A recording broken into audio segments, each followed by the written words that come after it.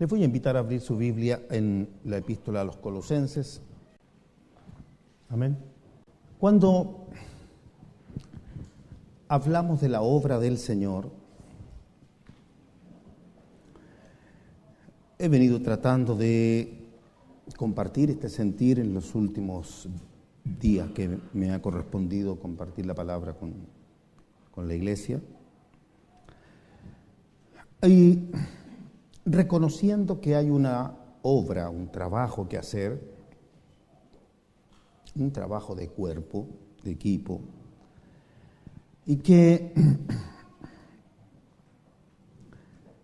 ciertamente hay cosas que impiden ir adelante.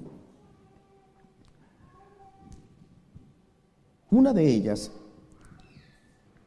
es obviamente la falta de comunión.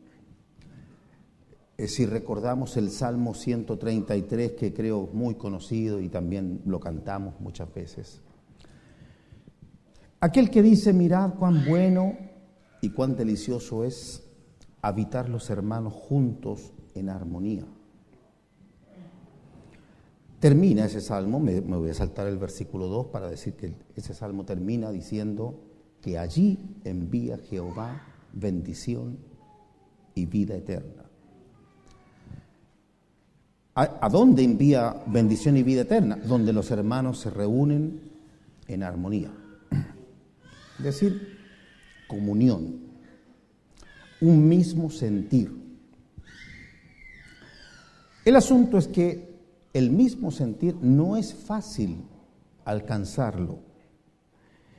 Cada uno de nosotros puede congregarse con distintos propósitos, distintos intereses. Y el asunto es cómo llegar a tener un mismo propósito. Muchas veces uno comienza, generalmente, el camino uno lo comienza individualmente. Es como decir yo y el Señor. Y si cada uno está en ese sentido, imagínense cada uno con su propio interés. Y recordarán esa palabra escrita por el apóstol Pablo a los Filipenses en el capítulo 2, cuando exhorta a la iglesia justamente a tener un sentir, que es el sentir de Cristo. Haya en vosotros este sentir. ¿Cómo alcanzar ese sentir? ¿Cómo llegar a tener el sentir de Cristo? Obviamente yendo cada día más al Señor, conociéndole más y conociendo no lo que yo quiero que Él haga en mi vida, sino deseando que Él haga lo que Él quiera en mi vida. No es lo que yo quiero, es lo que Él quiera. A todos nos conviene que se haga la voluntad de Dios en nosotros. Y para eso necesitamos rendirnos, pero eso no se impone, eso es algo, una decisión personal de fe, cada uno. Quiero leer el versículo 28 del capítulo 1, primeramente, para tener un comienzo. Dice aquí, ¿a quién anunciamos? Obviamente se refiere a Jesucristo, el Señor. A Él anunciamos, ¿no? ¿A quién anunciamos? Amonestando a todo hombre y enseñando a todo hombre en toda sabiduría, a fin de presentar perfecto en Cristo Jesús a todo hombre. Vea, si uno piensa que se congrega solamente porque hay que congregarse, que nos reunimos simplemente porque hay que ir a la iglesia, se forma un hábito, una costumbre, pero es algo como sin propósito, es decir, no sé para qué tengo que alcanzar. Entonces, pudiéramos decir que si esa es la condición del corazón de uno aún está como en oscuridad, en tinieblas, porque no sabe a dónde va, todavía es ciego. Vea que el fin es presentar perfecto en Cristo Jesús a todo hombre, obra que obviamente no se puede hacer con capacidad humana. Pero si el fin es presentar perfecto, entonces todos nosotros somos llamados a la perfección. Y a saber qué tan lejos uno se pueda ver de ese fin. Pareciera que de pronto el hecho de congregarnos, pareciera que lo único que se espera es que llegue, en hartos años más, pero que llegue el día de la muerte y significa que soy salvo y me voy con el Señor y está todo bien porque estaba en la iglesia. Pero verán que no es así. Que no es así. El Señor nos llama para formarnos, para hacernos hijos de Dios. Y esa hechura se tiene que hacer, pero es una hechura que se transita por medio de la fe, por medio de creer en su palabra. Aquí el versículo 29, para no dejar así aislado todo esto, dice, para lo cual también trabajo. Yo quiero que noten, este trabajo es lo que otras veces he dicho. Es el único trabajo en que la obra que se hace permanece para siempre. No hay otra profesión que el trabajo que haga vaya a entrar a la eternidad. No hay ninguna. Si uno puede valorar este trabajo, se dará cuenta que no tiene comparación. Dice, para lo cual también trabajo. ¿Para qué trabaja? Para presentar perfecto en Cristo Jesús a todo hombre. Dice, luchando según la potencia de Él, obviamente del Señor Jesucristo, la cual actúa poderosamente en mí. Vean, el poder del Señor está a favor de todos los que creen. Esta obra no se hace con poder humano, no se hace con fuerza humana, se hace por medio de la fe en el poder de Dios. Usted puede decir que alcanzar la perfección usted no puede, yo no puedo, ninguno puede, pero Dios sí puede. Entonces la fe no es en uno, no es lo que yo puedo hacer, sino lo que Él puede hacer si yo le creo. Entonces tenemos un propósito grande, es decir, no nos congregamos solamente para vernos las caras, que está todo muy bien y es hermoso ver a los hermanos, pero esto es más que eso. Tiene un propósito grande. Vea que cuando venga el Señor lo que Él quiere es hallar perfección. Para eso Él ha dado su palabra, Él ha dado todos los medios para que esta obra se pueda hacer. Pero hay cosas que les decía impiden esta obra. Nosotros tenemos, yo diría de pronto, no sé si llamarlo una misericordia malentendida, pero diría que falta el equilibrio entre el conocimiento, entre la misericordia y el celo. Un equilibrio entre esas características que he mencionado. ¿Por qué es importante el celo? El celo de Dios. Porque cuando hay celo de Dios, entonces también hay fronteras. Es decir, frontera, hasta aquí estamos en comunión, pero no más allá. Digo, cuando hay celo, cuando es Dios primero, lo que Dios dice, entonces no puedo tener comunión con ciertas cosas. Entonces, cuando digo se extiende demasiado a veces la misericordia, es porque nosotros extendemos el término iglesia mucho más allá de lo que Dios lo entiende o lo extiende. Iglesia, todo aquel que cree en el Señor Jesucristo. Dígame si nosotros no extendemos eso a veces. Sí, pero no importa, pobre. ¿Cómo no le voy a decir, hermano? Y extendemos. ¿Por qué digo esto? Vamos a ver algunos aspectos que tienen que ver con este impedimento. ¿Qué cosas impiden? Vea que al seguir leyendo esta carta, en el capítulo 2, versículo 1, Dice, porque quiero que sepáis cuán gran lucha sostengo por vosotros y por los que están en la Odisea y por todos los que nunca han visto mi rostro. Quiero que no desconectemos eso de lo que ya hemos leído. Sí, ¿cuál es el propósito? Presentar perfecto en Cristo. ¿Y por qué? Para ese propósito, para lo cual Él dice que trabaja, sin embargo, tiene una gran lucha. Hay una gran lucha. Porque hay algo que se opone, resiste a que ese propósito se alcance. Ciertamente, primeramente están las potestades espirituales, que dicho por el mismo apóstol en Efesios capítulo 6, dice que nuestra lucha no es contra carne y sangre, sino contra potestades espirituales de maldad. Así que, influenciado, voy a decirlo de esa manera, por ese tipo de potestades, el llamado creyente se conforma a cierto estado espiritual, a cierto nivel espiritual y no avanza, no busca crecimiento, porque se conforma a un estado que puede decir la persona, no, yo estoy relativamente bien. Si se compara a lo mejor con otros, se siente mejor y entonces cae en un estado engañoso de reposo, como pensando que ya eso era. Esto es el Evangelio. Y el Evangelio es mucho más que eso.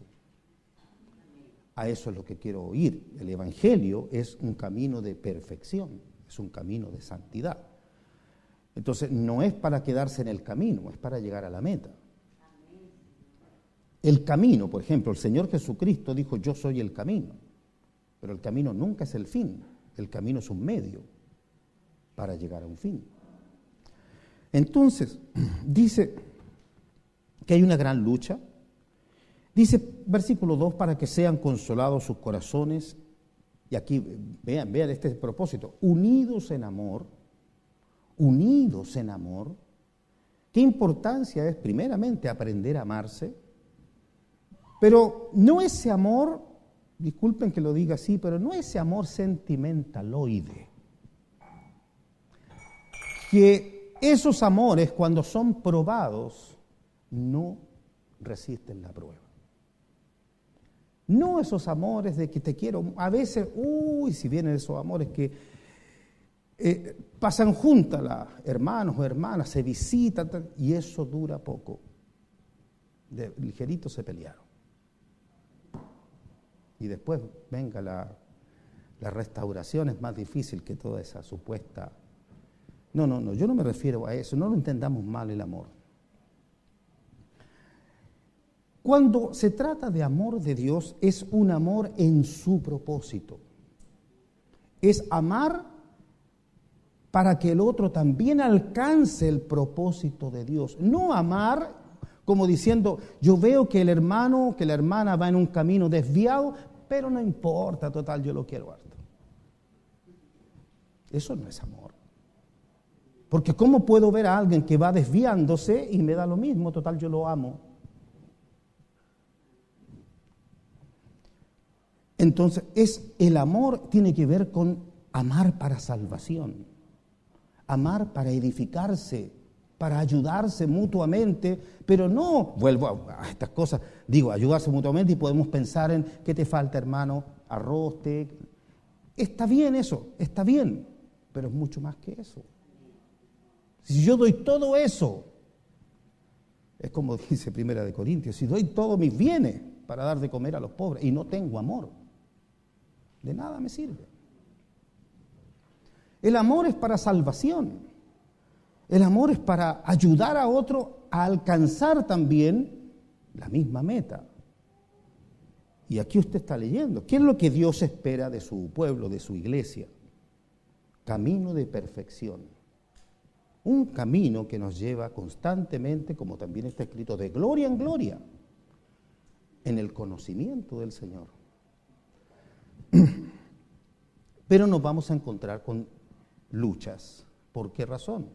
Por el corazón del hombre, por las cosas que están en el corazón y que resisten, que se oponen a estas cosas. Ustedes saben que ya lo hemos compartido acá, la incredulidad no es algo que esté fuera de la iglesia, generalmente está dentro. Y la incredulidad es algo que resiste, que se opone al crecimiento espiritual. Aquel que no cree en algo ya está fuera de comunión.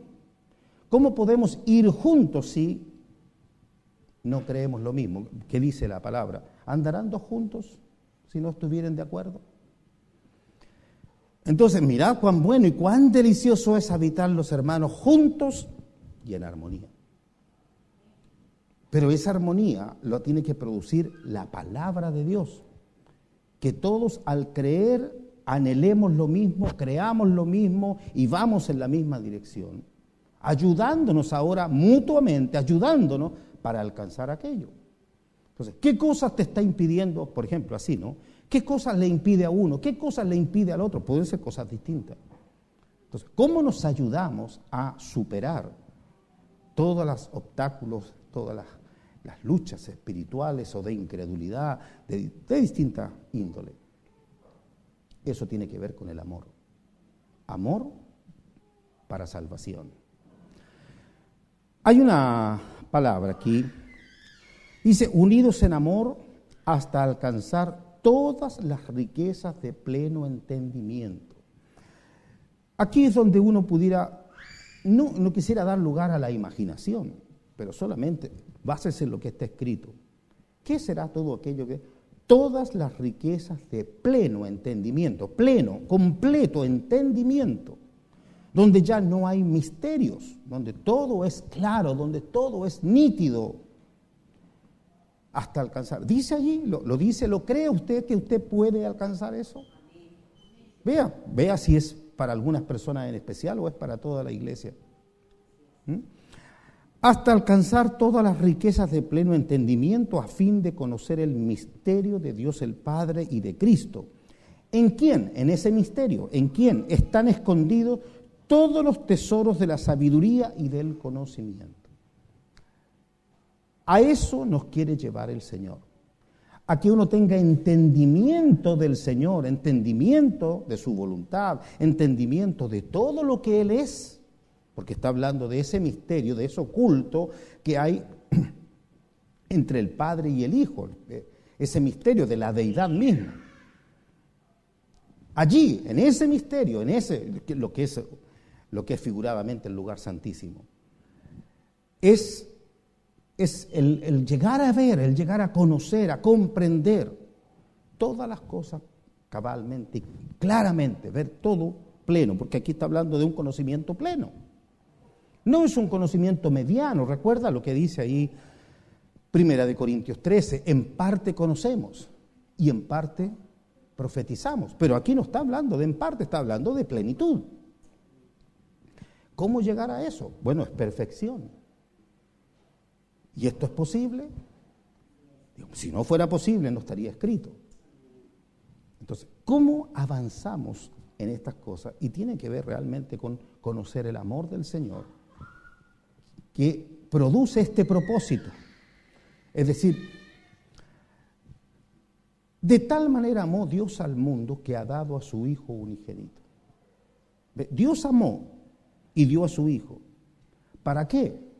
Para que todo aquel que en Él cree no se extravíe en el camino, no se desvíe, no se pierda, sino que tenga vida eterna. ¿Y qué es la vida eterna? Que te conozcan a ti. ¿Y qué es eso? Bueno, lo que estamos leyendo, conocer el misterio de Dios el Padre y de Cristo. Así que eso es vida eterna.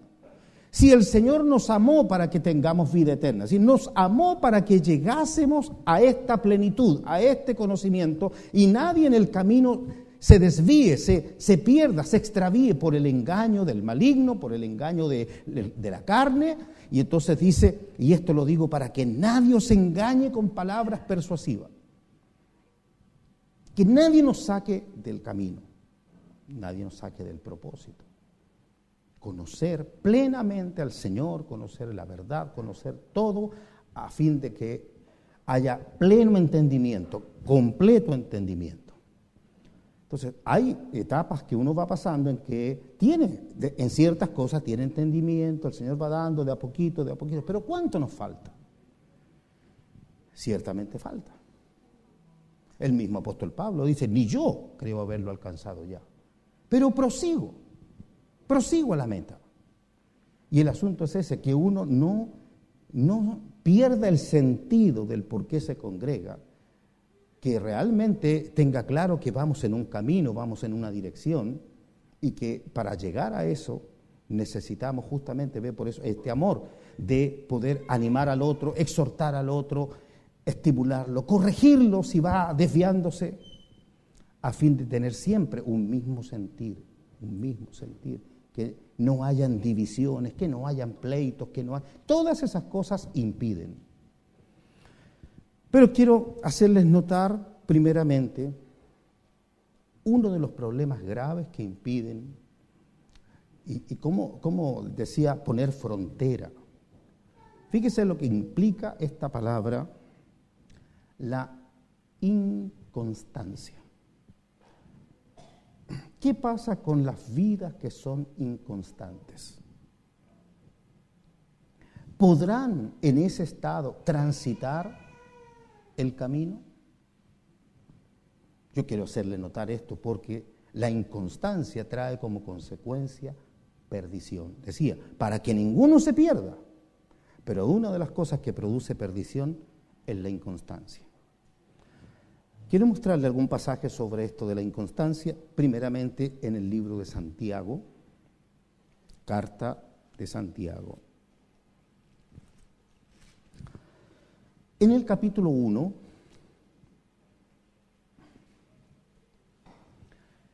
estábamos hablando acerca de alcanzar pleno entendimiento. Aquí hay varias cosas que se pueden decir acerca de cómo se van añadiendo una y otra cosa para alcanzar. Fíjese, para tener pleno entendimiento se requiere una gracia del Señor que es la sabiduría. Pleno entendimiento implica sabiduría. Pero, ¿quién de nosotros no conoce esto que yo les voy a preguntar ahora, que es fácil, digo, para el que ha oído por cierto tiempo? ¿Cuál es el principio de la sabiduría? Ya.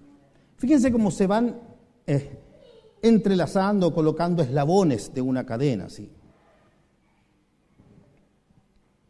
Para tener pleno entendimiento, decía, se requiere sabiduría. Y para tener sabiduría se requiere tener temor de Dios. Y para tener temor de Dios, que dice la palabra en Isaías, que no es una doctrina, no es algo que se enseña, no es un mandamiento de hombre. El temor de Dios es la experiencia de estar conociendo al Señor. Bien, aquí en el versículo 5 de Santiago, en el capítulo 1, dice: si alguno de vosotros tiene falta de sabiduría, ¿cómo podemos llegar a tener pleno entendimiento sin sabiduría? No se puede. Pero vea cómo Dios suple todas las cosas y nos deja sin excusa. No tengo cómo excusarme. El asunto es, si yo no lo alcanzo, es por negligencia. Bien, vuelvo a leer. Si alguno de vosotros tiene falta de sabiduría, pídala a Dios, el cual, ¿qué hace? Da a todos abundantemente y sin reproche, y le será dada. ¿Qué excusa tiene uno? ¿Le pidió algún requisito? Nada. Solamente pida, versículo 6, pida con fe. ¿Qué significa eso? No dudando nada. Es decir, la fe. Pero si aquí la palabra me está diciendo que Dios da sabiduría, y entonces lo único que me dice, cree, pide y no dudes que te la va a dar. Cree que te la va a dar. Pero pida con fe, no dudando nada. Porque el que duda es semejante a la onda del mar que es arrastrada por el viento y echada de una parte a otra. No piense pues quien tal haga que recibirá cosa alguna del Señor. Entonces tenemos dos alternativas. O alcanzo sabiduría porque pedí con fe, o si no la alcanzo, puedo notar qué es lo que soy.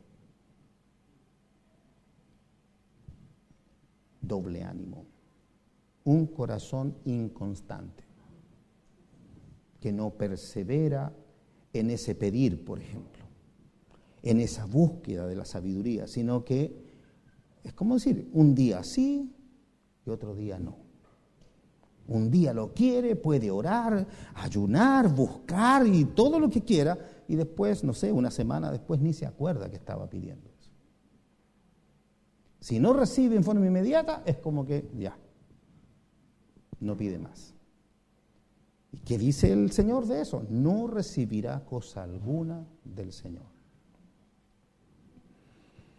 Y ahí dice el versículo 8, el hombre de doble ánimo es inconstante en todos sus caminos. De eso está hablando. ¿Por qué un creyente no alcanza las cosas que Dios tiene para darle? ¿Por qué no las alcanza? Ahí está la respuesta. Entonces, ¿cómo crecer? ¿Cómo crecer como iglesia si hay corazones inconstantes? Y lo peor que uno puede hacer es engañarse pensando que uno no es así. Yo no estoy diciendo todo, pero si uno es así, no se engañe. Lo que necesita es que la palabra alumbre el estado de su vida para poder salir de ese estado. Pero si uno no quiere ver cuál es su realidad, entonces el problema es más grave todavía. Como hay un dicho, esto no es bíblico, pero no hay peor ciego que el que no quiere ver. ¿Verdad? El que no quiere ver, imposible que salga de su estado. Entonces, lo principal es reconocer cómo es el corazón de uno. Cuando uno busca algo del Señor, persevera y persevera hasta que lo alcanza. O cuántas cosas que el Señor nos ha hablado, quizás en distintos tiempos, ahí quedaron y nunca las alcanzamos. ¿Se acuerda cuántas veces hemos hablado de dones espirituales? Entonces, tiene dos alternativas. O no creyó, o sí creyó, al poco tiempo se le olvidó. Y entonces, ¿qué se manifiesta? Inconstancia. ¿A qué decir aquellas personas que no son inconstantes solamente en perseverar en la palabra? ¿Qué pasa con la inconstancia en la asistencia? Que es peor todavía. Porque ¿cómo avanzar en algo si cuántas cosas, cuánta palabra que el Señor quiere darme, yo no la oí? Yo me la perdí porque no fui. Y no puedo alcanzar entendimiento espiritual porque no estoy. Es decir, en las cosas del Señor es muy importante perseverar. Perseverar, oyendo, poniendo atención, tratando de captar, pidiéndole al Señor justamente sabiduría, dame entendimiento, quiero comprender. Ese es un estado en que debe haber el corazón constantemente en oración. Señor, quiero entender, dame sabiduría. Enséñame, Señor, enséñame. Pero vuelvo a decir, no una cosa así como porque hoy día se está diciendo lo voy a hacer. Algo que debe estar en nuestro corazón, con una gran necesidad, Señor. Hay cuántas cosas de tu palabra que no entiendo. Y tú me estás hablando a tener entendimiento pleno, es decir, es como estar en kinder y tengo que titularme en la universidad, así de lejos. Pero si no transito todos los cursos, no voy a llegar nunca. Quejándome o diciendo, no, pero es que es tanto. Así no se llega nunca. Lo que se requiere es comenzar a caminar. Y hay que dar pasos pequeños o con pequeños pasos se transitan largas distancias. Pero si no doy pequeños pasos, no voy a llegar nunca. La inconstancia, les decía, es algo que aquí dice el Señor, no va a recibir cosa alguna del Señor. Una vida inconstante no va a recibir nada del Señor. Entonces, ¿cómo es el corazón de uno? Esta es la primera parte de poder reconocer cómo está mi corazón. ¿Puede uno lo que les decía al principio, ¿puede uno como congregación alcanzar ese estado de unidos en amor hasta alcanzar, ¿me entiendes? Todos en un mismo sentido, con una vida inconstante. ¿Se podrá? Si entendemos que no, eso implica que esa conducta está impidiendo el andar de los que sí quieren andar. ¿Me entienden o no? El que sí quiere ir, pero es que no puede porque el hermano no le interesa. Y ahí es donde viene el asunto de, bueno, hermano, vas a querer venir, vas a querer caminar. Y ahí es donde hay que poner fronteras, ¿sí o no? ¿Eres o no eres? ¿Crees o no crees? ¿Te interesa o no te interesa? A menos que todos queramos quedarnos acampando por causa de ese estado, ¿ve? Por esa misericordia, ese, bueno, no, pero es que hay que entender, no sé hasta qué punto hay que entender. Vea otra palabra sobre la inconstancia. Aquí en 2 de Pedro,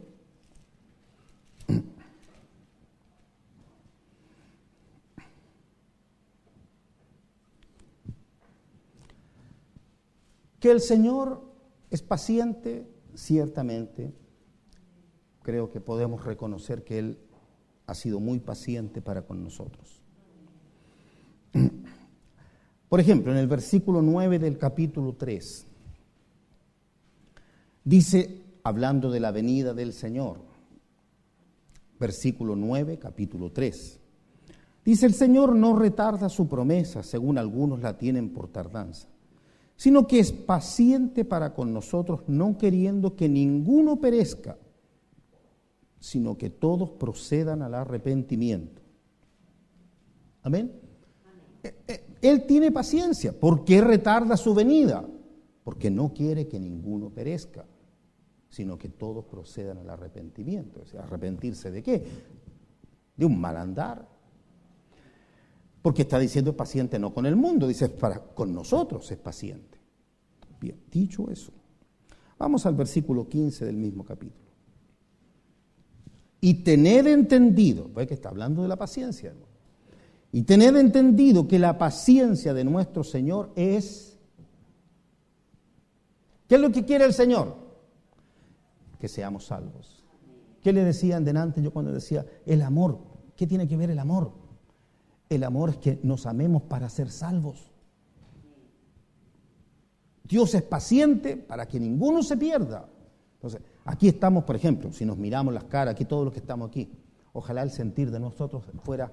Ojalá que ninguno de los que está aquí se pierda. Entonces, eso es más que, y sin desmerecer lo otro, más que el abrazo, que el ósculo santo, más que eso. Si eso es solo eso y no está acompañado de un sentir de querer que mi hermano no se pierda, entonces ese amor no es tal. Si no hay un sentir de que lo que significa la salvación, de realmente desear que los hermanos con los cuales hemos compartido horas y cuántas fiestas hemos tenido, de gozo, nos hemos pasado bien, de verdad, estoy hablando literalmente, lo hemos pasado bien, dichoso. ¿Se imagina el día del Señor ver la mitad de la iglesia perdida? Qué triste sería, ¿no? Entonces, ¿cómo nos vamos a amar solamente en lo superficial y no en esto de esforzarnos por edificarnos mutuamente, ayudarnos mutuamente, mostrar el camino, mostrar la senda? Amados, esto es la salvación, no solamente venir a la iglesia, sino que hay que aprender a amarse y exhortarse cuando más se ve que el día se acerca. Y ahora fíjese en esto. Que la paciencia de nuestro Señor Jesucristo es para salvación, como también nuestro amado hermano Pablo, según la sabiduría que le ha sido dada, os ha escrito, casi en todas sus epístolas, hablando en ellas de estas cosas, entre las cuales hay algunas difíciles de entender, las cuales los indoctos e inconstantes tuercen, como también las otras escrituras. ¿Para qué? Su propia perdición. Y el Señor murió para que ninguno se pierda. Perdición. Cómo el Señor, amando, viene a señalar, este es el camino, créanme, obedézcanme porque yo soy el camino, háganme caso.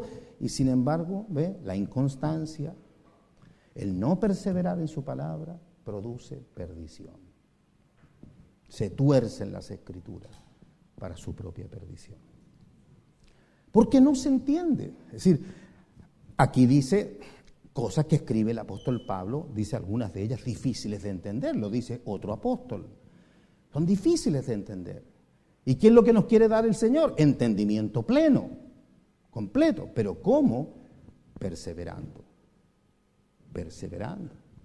No perdiéndose nada, es decir, tratando de captar todo y lo que no entiendo, ahí en oraciones, poniéndoselo al Señor, Señor, esto no lo entiendo, dame luz, ayúdame. Pero ese es un corazón que va a prosperar. Amén. Así que por un lado, luche si hay inconstancia en su corazón, luche contra eso, entienda que eso es pecado. Entienda que eso le hace mal a su vida, a su corazón. Pero lo segundo, si ve inconstancia en otro, ámelo. Y ese amor tiene que ver con exhórtelo, estimúlelo. ¿Para qué? Para que venza también eso.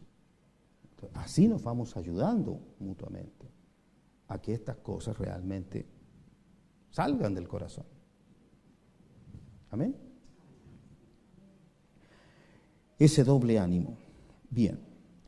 Ahora, otra parte que decía afecta este poder caminar y unirse en amor para alcanzar propósitos es la incredulidad. Una de las cosas visibles de ello, por ejemplo, compartido días atrás también, Dios es espíritu. Amén. Dios es espíritu. Y a Dios no le puedo conocer en la carne. La carne y el espíritu se oponen.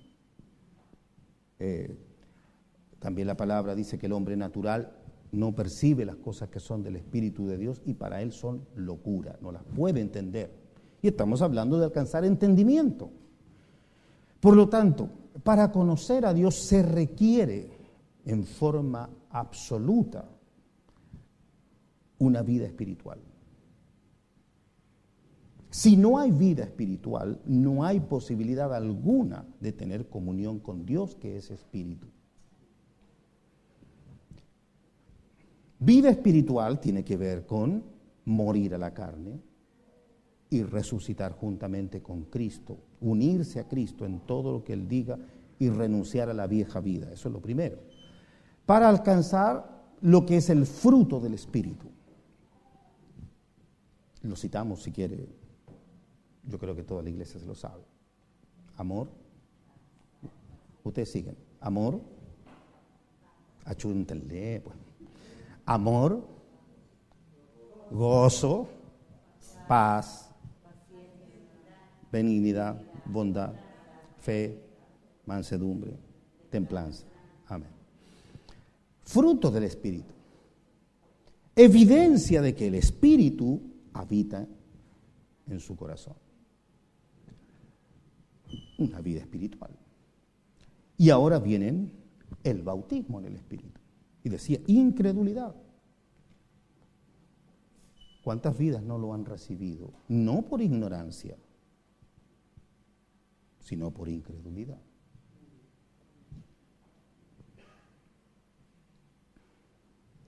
Aquí es donde volvemos a la perseverancia, perseverar en algo que es como decir, Dios me lo quiere dar, pero no voy a recibir cosa alguna, sino pido con fe. Perseverar. Y una vez recibido, no es para quedarse satisfecho y decir ya llegué a la meta. Esa no es la meta. El bautismo es un principio, es un inicio para vivir en el Espíritu. ¿Cómo entiende uno cuando le dicen, o citan el versículo que está ahí en Apocalipsis 1:10? acerca de Juan. En la carne estaba en la isla de Patmos, en el espíritu estaba en el día del Señor. Y si a uno le dicen, hermano, ¿qué es estar en el espíritu? ¿Cómo se puede estar en el espíritu?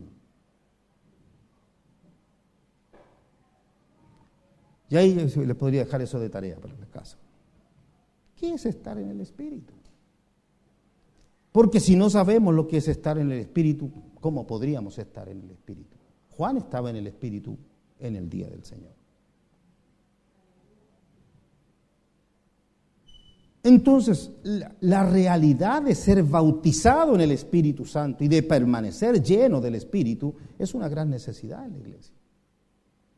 No solamente que uno diga, no, si yo alguna vez hablé en lenguas, pero salí de ahí hace tiempo y nunca más me acuerdo. Eso no tiene nada que ver. Es permanecer en el Espíritu.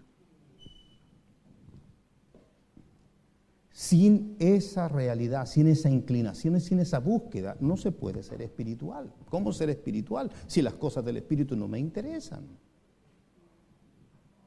¿Cómo conocer a Dios? ¿Cómo entrar a su presencia si a su presencia se entra en el Espíritu? Entonces, si no tenemos un mismo sentir de querer alcanzar aquellas cosas, se da cuenta que es un trabajo duro, difícil. ¿Cómo alcanzar ese sentir todos juntos? Vamos, vamos, vamos, que se puede. ¿Dónde he oído eso yo?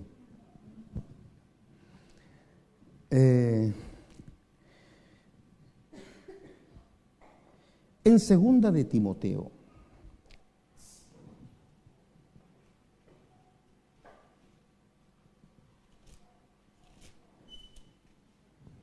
segunda de Timoteo, capítulo 2.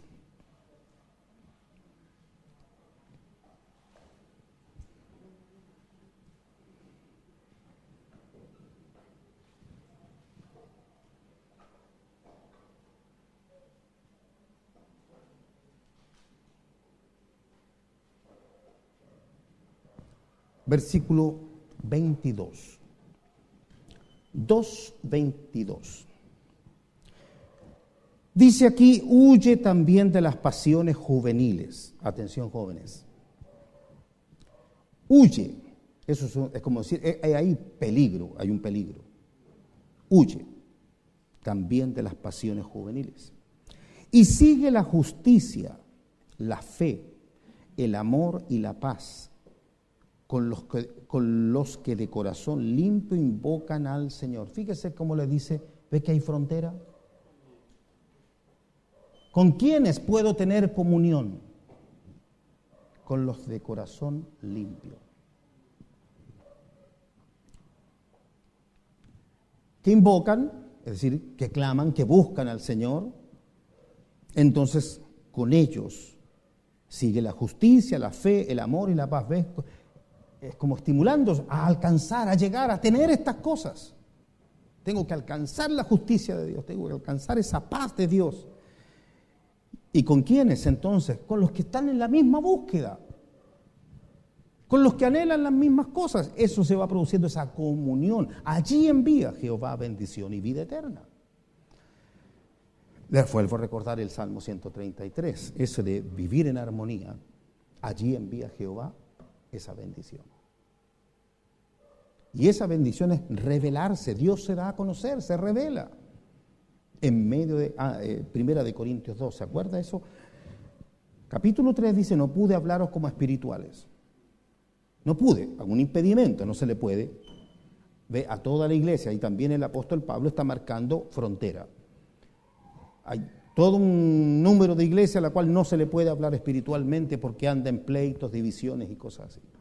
Pero dice, algo muchas veces repetido por mí, capítulo 2, versículo 6, hablamos sabiduría entre los que han alcanzado madurez. De cómo ubicarse entre los que sí crecen, entre los que sí buscan, y ahí entre ellos se poder edificarse y hablar sabiduría. Aquí decía entonces, con los que de corazón limpio invocan al Señor, pero desecha las cuestiones necias e insensatas, sabiendo que engendran contiendas, porque el siervo del Señor no debe ser contencioso, sino amable para con todos, apto para enseñar, sufrido, que con mansedumbre corrija a los que se oponen, por si quizá Dios les conceda que se arrepientan para conocer la verdad y escapen del lazo del diablo en que están cautivos a voluntad de Él. Ve que aquí está hablando dentro de la iglesia. Y la importancia de corregirse, de tener claras las cosas para poder corregir. ¿Por qué? Porque hay oposición y esa oposición es la que impide avanzar. No se puede avanzar cuando hay oposición. Es como alguien está empujando para adelante y otro empuja para atrás. ¿Cómo avanzar así? Entonces se requiere que el Señor dé esa gracia de tener mansedumbre para corregir a los que se oponen. Por si quizás Dios les concede, y les vuelvo a mostrar cómo el maligno está obrando. ¿Ve? El lazo del diablo. Cautivo a voluntad de Él. Y todo eso afecta la comunión y alcanzar un sentir que nos pueda llevar a la perfección. Entonces, incredulidad me refiero en el sentido de cuando no se creen. Recordarán en los días de Moisés, cuánta oposición tuvo. Si hay alguien que tuvo oposición claramente en la Escritura, es Moisés.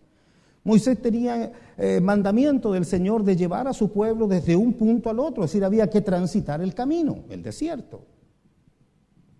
Y no pudo hacerlo. ¿Y qué dice la Escritura? Que ese pueblo no entró por incredulidad. Entonces se le opuso constantemente, se le opuso a Moisés, tuvo mucha oposición.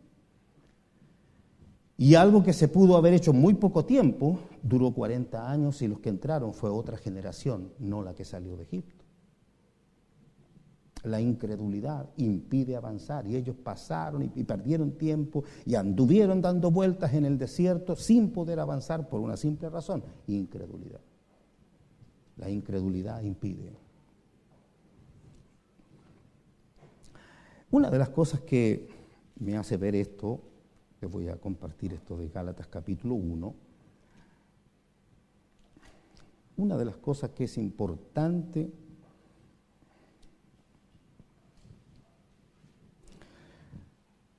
la importancia que tiene en esto el creer o no creer que quienes están guiando a la congregación, por ejemplo, el Señor hablaba de guías ciegos. Y si un ciego guía a otro ciego, bueno, ambos caerán en el hoyo, digo. Tiene mucha importancia la relación que exista entre la congregación y quienes son los que guían. ¿Por qué razón? Porque si uno no cree que el que le está guiando hacia el Señor, no le va a creer nunca. No sé si me están entendiendo lo que quiero decir. Es muy importante que haya una confianza, no una confianza ciega, así como diciendo lo que el hermano diga, eso haremos, no. Pero una confianza de que no solo yo, sino los que ministramos, lo hacemos en el nombre del Señor Jesucristo. No buscando usar la palabra para un beneficio personal, sino realmente guiando a la iglesia hacia el Señor. Y es importante eso, porque de lo contrario vivimos poniendo en duda lo que se está enseñando. Yo les digo, qué importante es que conozcamos las Escrituras. Cuando les dije Gálatas, en el capítulo 1 y versículo 1, sobre la forma de escribir del apóstol Pablo. ¿Por qué en esta carta, me parece, es la única en que usa esta expresión? Pablo, apóstol, entre paréntesis, figura, no de hombres, ni por hombre, sino por Jesucristo y por Dios el Padre que lo resucitó de los muertos. ¿Por qué? Porque esta carta es correctiva, absolutamente correctiva. Y se enfrentaba a otras vidas que habían entrado a la iglesia para enseñar algo que confundió las vidas de los Gálatas, que hizo mucho daño a la iglesia del Señor, por causa de que les enseñaban que si no guardaban la ley de Moisés y no se circuncidaban, no podían ser salvos. Y entonces el apóstol tuvo que entrar nuevamente a corregir y como decir, eso, pero nada que ver, eso no tiene nada que ver, y explicar nuevamente todas las cosas. Entonces tuvo que apelar a ¿quién está hablando? ¿Alguien que lo pusieron los hombres o alguien que lo puso el Señor Jesucristo? Y esto es por eso que es importante saber si uno sabiendo que en la realidad hay muchos, pero muchos, desde los tiempos bíblicos hasta el día de hoy siempre habrán organizaciones religiosas, partidos religiosos, cada uno podrá ungir sus propios líderes, pastores, lo que quieran. Pero hay una gran diferencia entre lo que hace el Señor. Y si uno no puede discernir eso, es necesario que aprenda y que pueda lograr ver la diferencia entre lo que es servir a hombre, tener que rendirle cuenta a los hombres y agradar a los hombres, y otra cosa es servir al Señor Jesucristo y haber sido enviado por Él. Por eso cito, Pablo, apóstol, no de hombres ni por hombres, sino por Jesucristo y por Dios el Padre que lo resucitó de los muertos. Es decir, ¿quién lo puso a Pablo? El Señor Jesucristo. Y hay diferencia, vuelvo a reiterar, cuando uno lo ha puesto alguna organización religiosa y lo tiene que sustentar esa organización religiosa y hay que rendir cuentas a hombres y todo eso. Porque eso significa agradar a los hombres. Pero cuando lo que se enseña es la palabra de Dios con un objetivo, crecer, llegar a la perfección, mostrar lo que el Señor quiere para nuestras vidas, realmente se requiere ese creer que, disculpen, pero yo hoy día estoy hablando pero que estoy hablando no de un sentir mío, de mi carne, de mi interés, sino absolutamente convencido de que es el interés del Señor, que usted y yo alcancemos la perfección. No por mérito mío, ni por fuerza mía, sino por ese poder de Dios que está a nuestro favor. Amén. Por tanto, les trato de comunicar esto a fin de que la palabra que se comparte generalmente en esta congregación realmente es palabra de Dios, no solamente de mi parte, sino los hermanos que ministran la palabra. Lo han hecho porque han conocido la palabra de Dios y el propósito del Señor. Amén. Así que confío en que usted pueda tener confianza en que no se le está desviando para ningún interés terrenal o personal. Y la última parte que quiero compartir acerca de impedimentos para alcanzar este propósito por el cual, insisto, tenemos que trabajar y trabajar unidos en este mismo sentido, es el pecado. Aquí podemos decir, hermanos, uno pudiera decir, bueno, yo creo que no tengo un corazón inconstante y me congrego en forma constante. Y al mismo tiempo me considero creyente. Usted puede estar en esas dos diciendo, no, yo me siento positivamente en ambas. Perfecto. Pero hay una cosa que es necesario que todos nosotros vivamos. Hay que vencer el pecado. Y eso es posible. Si no fuera posible, entonces no tendríamos esperanza ninguna. El pecado se puede vencer, absolutamente, completamente. No se podría llegar a la perfección, imagínense, si no se pudiera vencer el pecado. Nosotros venimos de un mundo pecador y todos nosotros hemos sido pecadores, de eso no hay duda. No somos extraterrestres, no tenemos una aureola en la cabeza, no somos distintos a nadie, ¿verdad? Somos iguales que todos los seres humanos. La única diferencia es que Jesucristo vino en nuestro corazón. Ahora, el Señor es poderoso, nosotros somos débiles, pero el Señor es poderoso para vencer el pecado.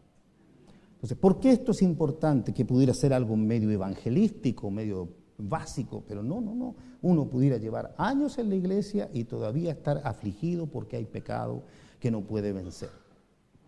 Y nuevamente volvemos a algo que tiene que ver con fe. El Señor sabe, perfectamente sabe, y está muy consciente de a quién tomó. Es decir, cuando el Señor lo llamó a usted del mundo, Él sabe quién es usted. Él sabe cuánto pecado había en su vida, Él lo sabe, igual en la mía. Es decir, el Señor no tiene nada de que sorprenderse. Vuelvo a reiterar, Él le conoce a usted tal como es. El problema muchas veces ocurre que ya cuando tenemos tiempo en la iglesia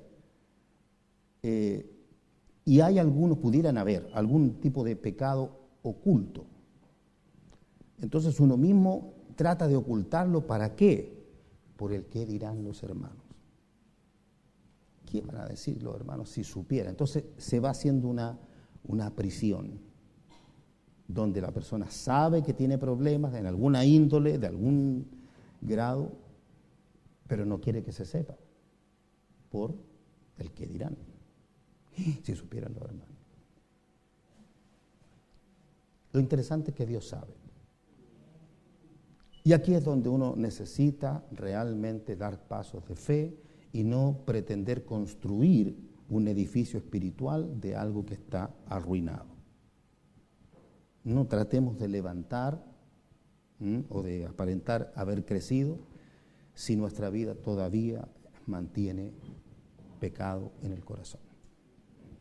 Eso es engañarse a sí mismo, porque Dios no puede ser burlado. Dios no va, Él sabe, y Él tampoco va a abrir su reino o las puertas de las riquezas de las cuales hemos estado hablando si uno no ha limpiado su corazón. Por lo tanto, hace muy bien que una persona, no a toda la iglesia, pero pueda de pronto compartir con otro hermano, hermana de su confianza y decirle: hermano, mira, esta es mi realidad, ora por mí, ayúdame a vencer esto.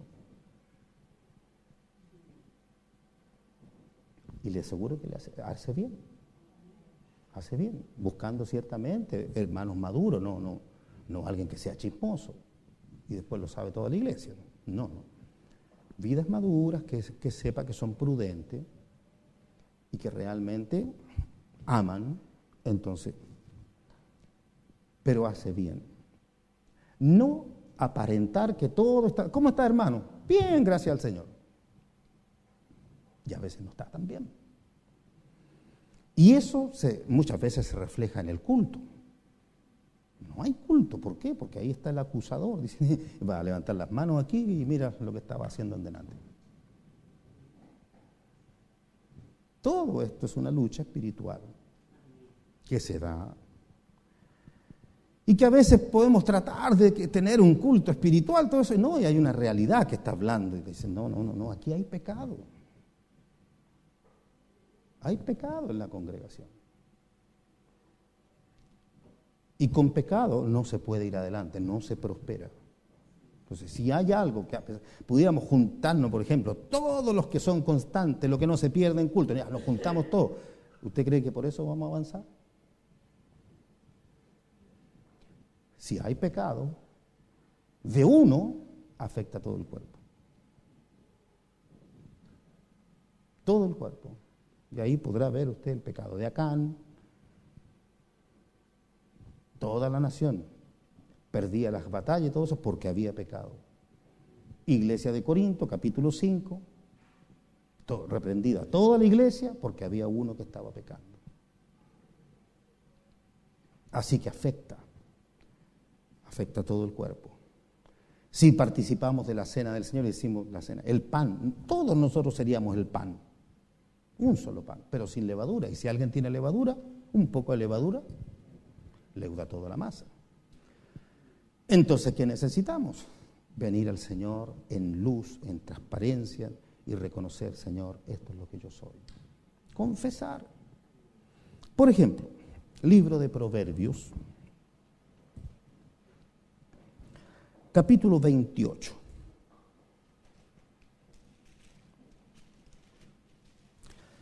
¿Por qué es importante reconocer que el Señor nos tomó de un estado pecaminoso? Para que no tratemos de vender imágenes de que somos santos, santos, santos. No, el Señor nos está limpiando.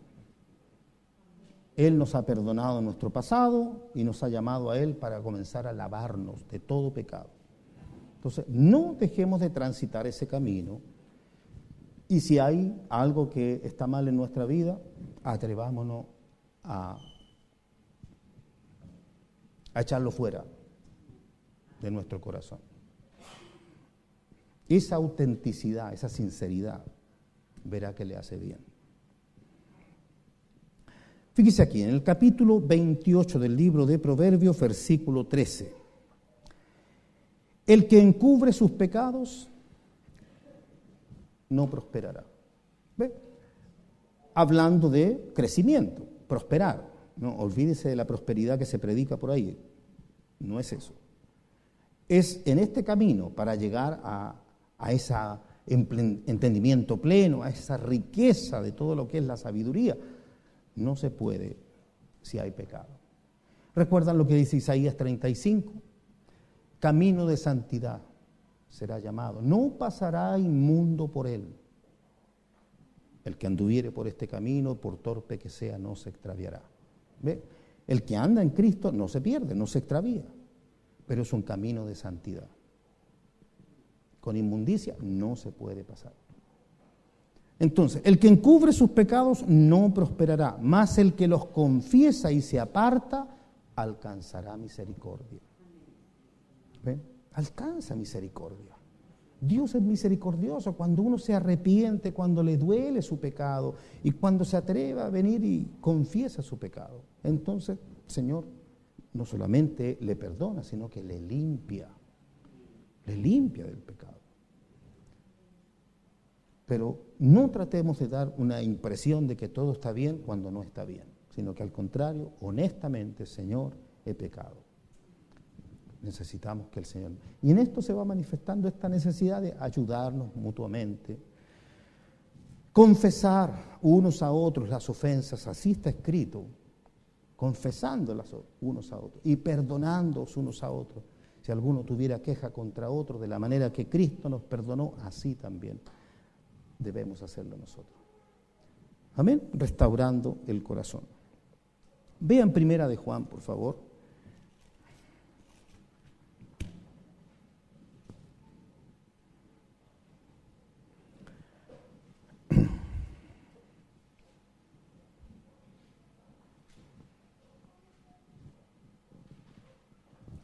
Capítulo 1 de esta primera carta de Juan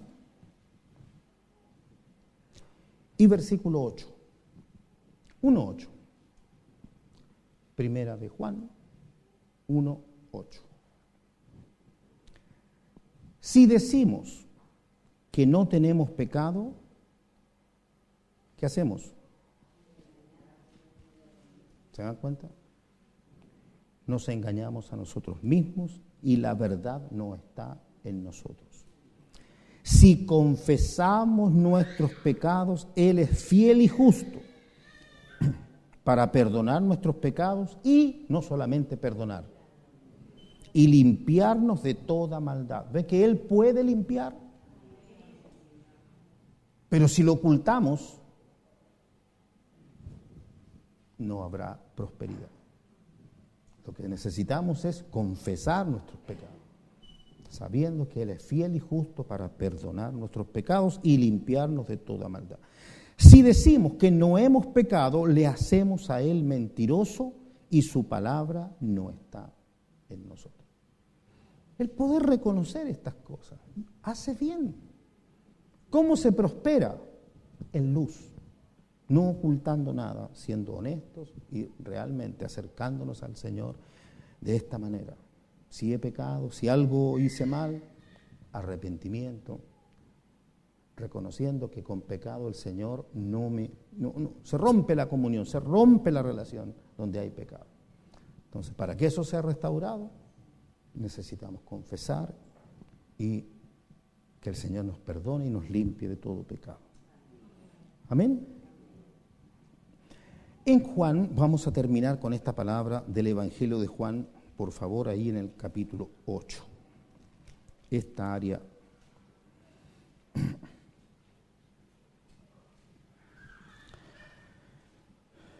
Permítanme esta aplicación que voy a hacer aquí en la lectura. En el versículo 31, dijo entonces Jesús a los talagantinos que habían creído en él. 8. ¿Será aplicable?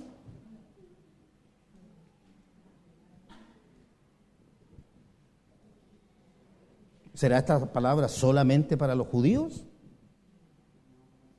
Si usted la puede recibir. Ellos no la recibieron, vean, ellos no la recibieron. Si usted sigue leyendo, va a ver que ellos se enojaron. Pero al que la recibe, bien. Podemos leerlo entonces. Dijo entonces Jesús a los talagantinos que habían creído en él: si vosotros permaneciereis en mi palabra, seréis verdaderamente mis discípulos y conoceréis la verdad, y la verdad os hará libres. Atención, porque muchas veces cantamos: libre, tú me hiciste libre, ¿verdad? ¿Pero somos libres? Le respondieron: linaje de Abraham somos y jamás hemos sido esclavos de nadie. ¿Cómo dices tú, seréis libres? Jesús les respondió: de cierto os digo que todo aquel que hace pecado, esclavo es del pecado. Y el esclavo no es salvo, dicho de una manera. El esclavo no queda en la casa para siempre. El Hijo sí queda para siempre. Así que, si el Hijo os libertare, seréis verdaderamente libres. ¿Libres de qué? De pecado.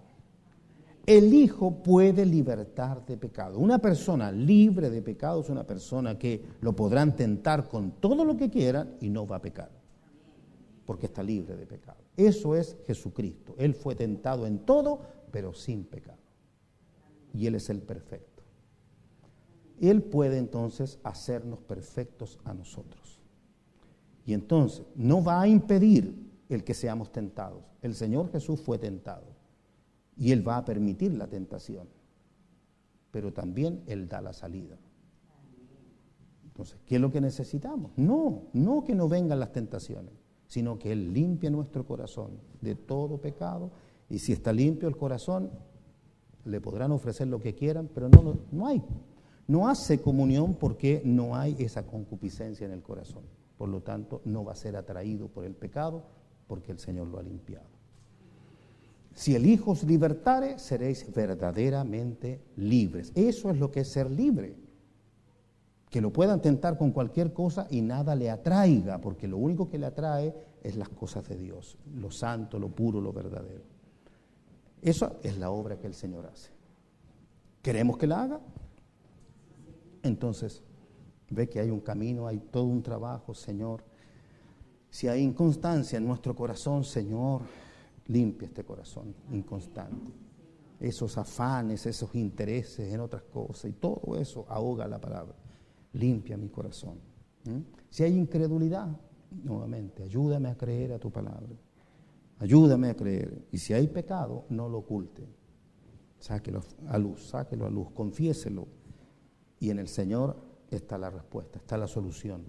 Está el perdón y el lavamiento para todo pecado. Amén. Pongámonos en pie, por favor.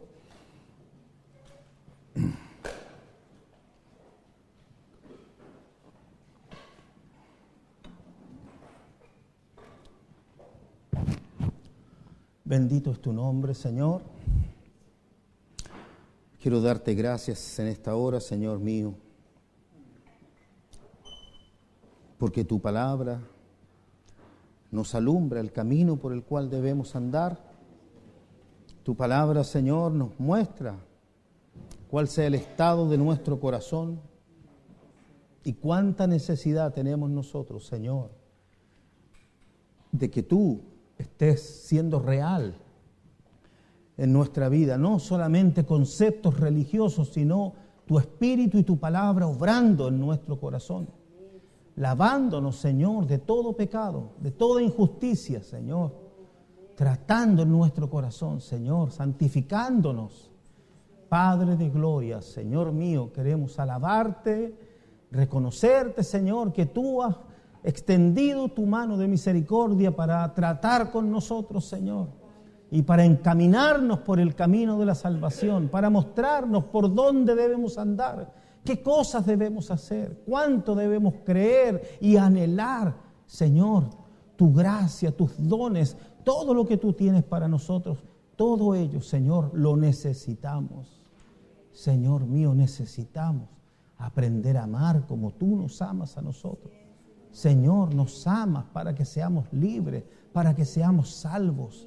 Por eso nos amas, Señor, con propósito, que así también nosotros podamos amarnos los unos a los otros, encaminándonos, Señor, cada día más en la perfección de tu obra. Muchas gracias, Padre. Gracias por Jesucristo, nuestro Señor y Salvador. Gracias, Señor. Amén. Amén, Señor.